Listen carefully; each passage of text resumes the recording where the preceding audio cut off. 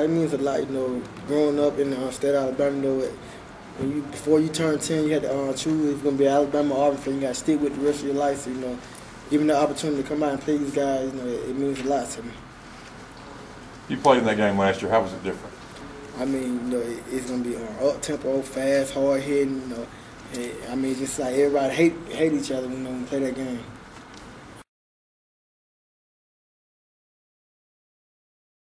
You can really describe until you're a part of it. It's something that it becomes a part of you after you play in the game one time, or you pull up to Tuscaloosa one time, or they get off the bus in Auburn. I think it's something that people don't understand it until you're on the way to the game Friday and traffic's backed up all the way down 59 to 459.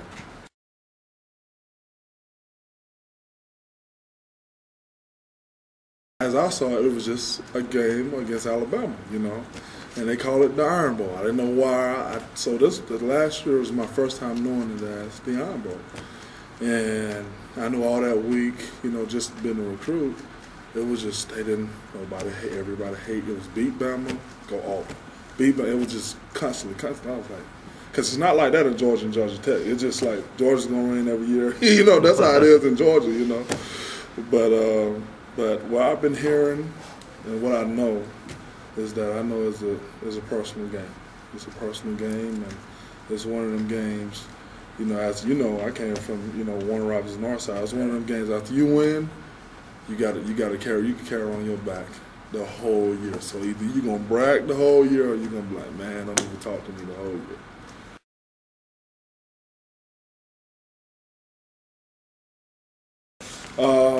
I just feel, hey, this is what I was recruited for, we all play together.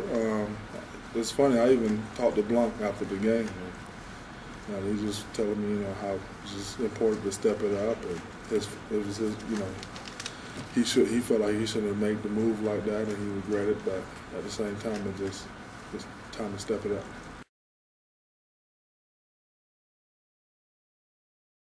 We heard something, I heard something about it was on Sports Nation or something, and he was the dirtiest defensive lineman or something like that. I don't know. It was something crazy. Yeah, I heard something like that. Is he just good, a beast on the field, or is he dirty? He's a beast. Nick is like one of the most cool, calm, collect dudes you could ever meet. That's why it was so funny, It's like, dirty? No, that's not the right word, to describe Nick. And, sometimes you just got to block out what they say and just keep playing. Like I told him, just got to keep playing. How would you like to have to try to block him? What you say? So how would you like to have to try to block him? I'll hold him. I'm not good at that. I hold him. I already told him I hold him.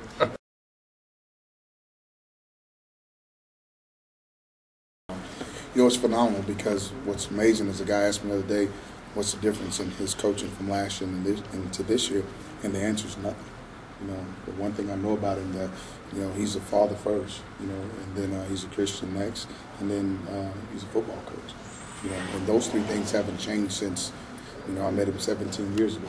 And that's what I like about him. I tried to tell people, no matter where Gene was, if I ever called him, he called me back. A lot of coaches in this profession, if you call them, depending on what they have on their shirt, they may not return the phone call or not. And Gene has always done that. So the family side of it, the type of coach as far as the way he approaches the game, none of that has changed. I think his father's been a big influence on him with the military deal because he always has a plan. The weather changed that day and it was raining, and he had a rain plan in his pocket. I'm going, who does that? Let's just go inside. But he already had it split up to who was going where and who was going to do what. So he never ceases to amaze me when it comes to that. And then the other side of it, he's the only guy that I've ever worked for that tried to help and develop his coaches to become head coaches, and even to the point of doing mock interviews with guys.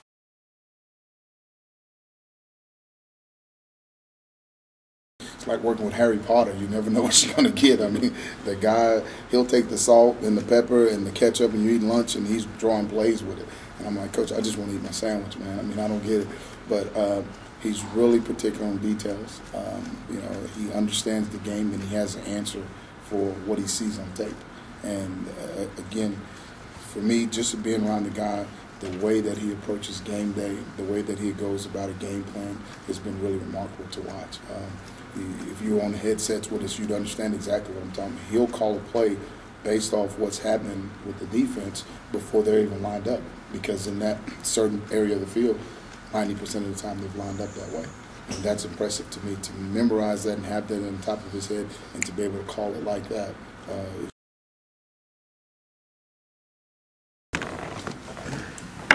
Sorry? That's No.